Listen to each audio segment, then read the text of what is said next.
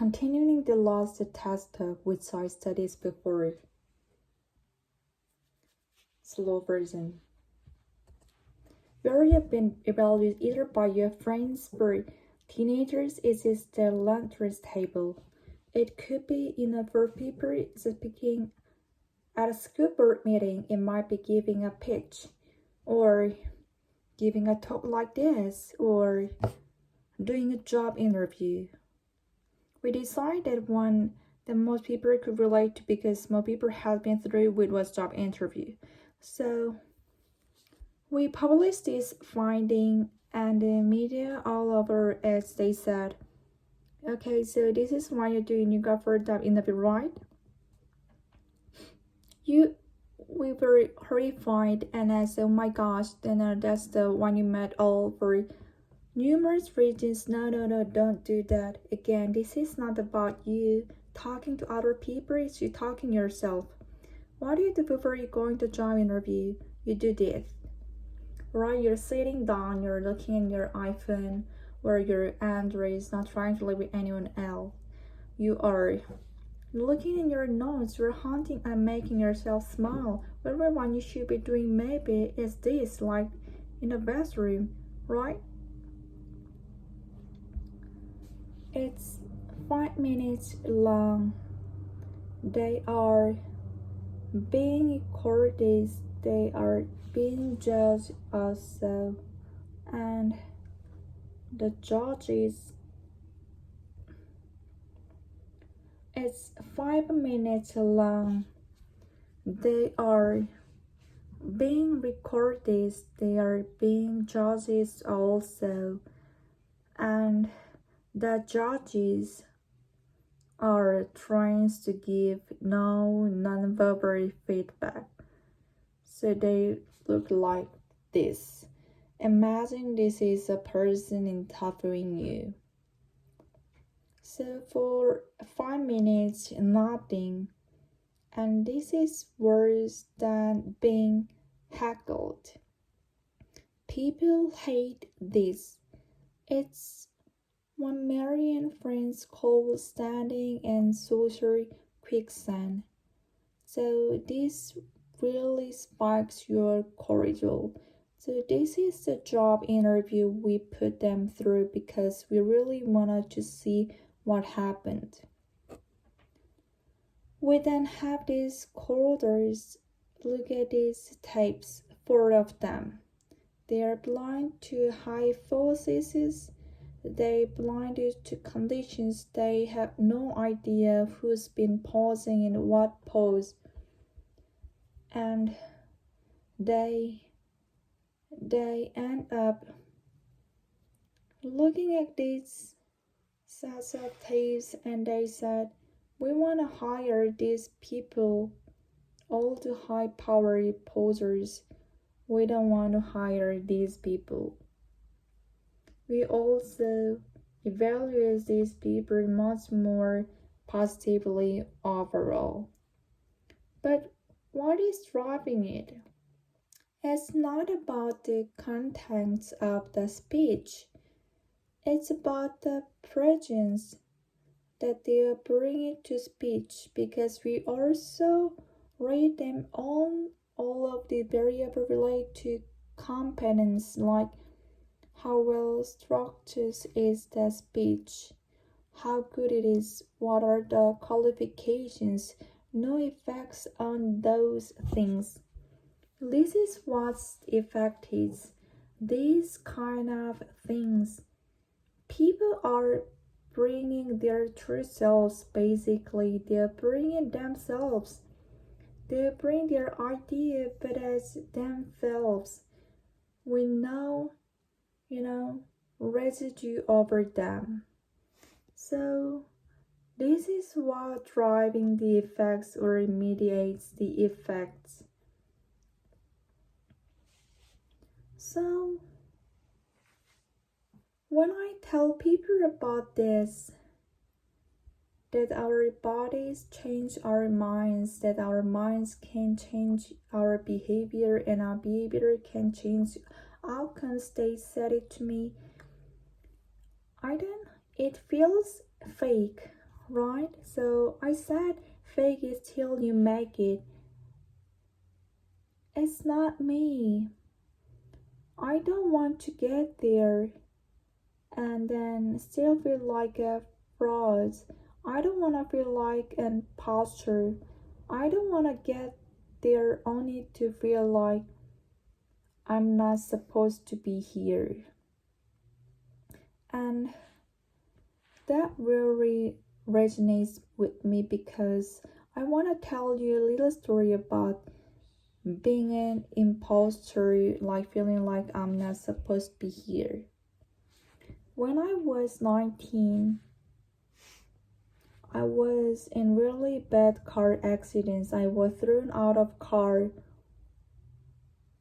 rolled several times. I was thrown from the car, and I woke up in a head injury rehab ward, and I had been withdrawn from college, and I learned that my IQ has dropped by 2 standard deviations, which was very traumatic. I knew my IQ because I had identified with being smart and I've been called gifted as a child. So I'm taking out of college. I keep trying to go back. They say you're not gonna to finish college, like, there are other things for you to do, but that's not gonna to work out for you.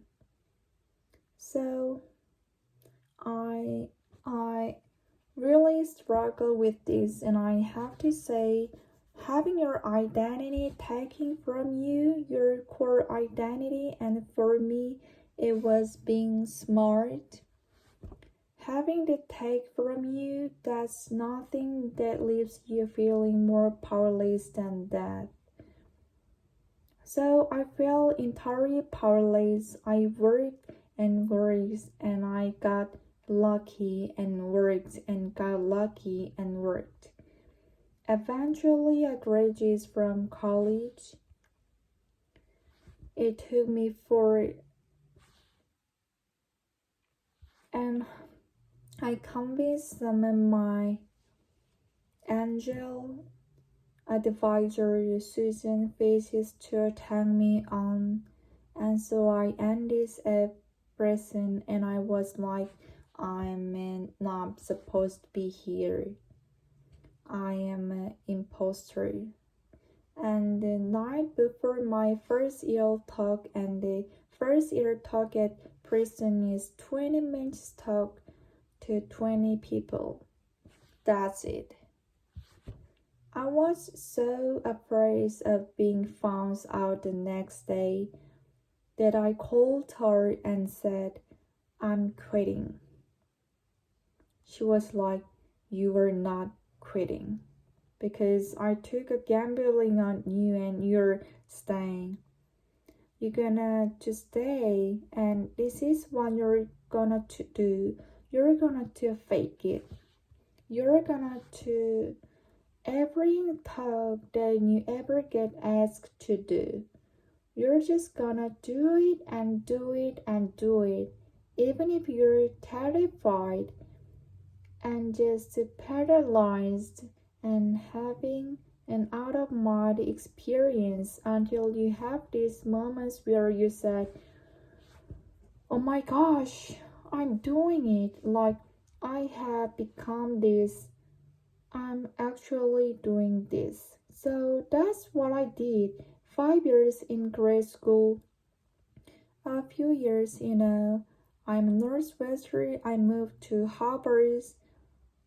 I'm at Harvard, not really thinking about it anymore. But for a long time, I've been thinking, not supposed to be here. So, and my first year at Harvard, as students who has not talked in class the entire semester, who I said, look, You've got to participate or else you're gonna be fail. Came into my office. I really didn't know her at all. She said she came in totally defeated and she said, I'm not supposed to be here.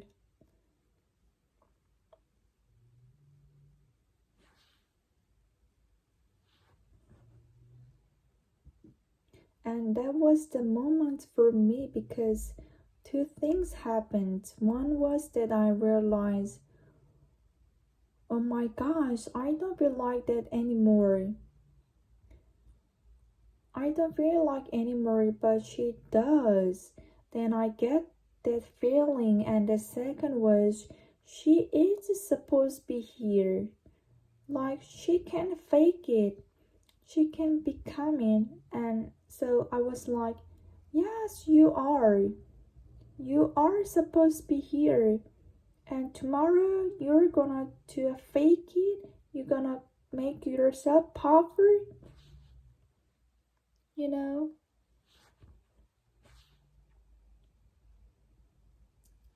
You're gonna to get into the classroom and you're gonna to give the best comments ever. You know? And she gave the best comment ever. And the people turned around and was like, oh my gosh, I didn't know you even noticed her sitting there. She comes back to me a month later and I realized that she has not just faked it till she made it. She has actually faked it till she became it. So she has changes.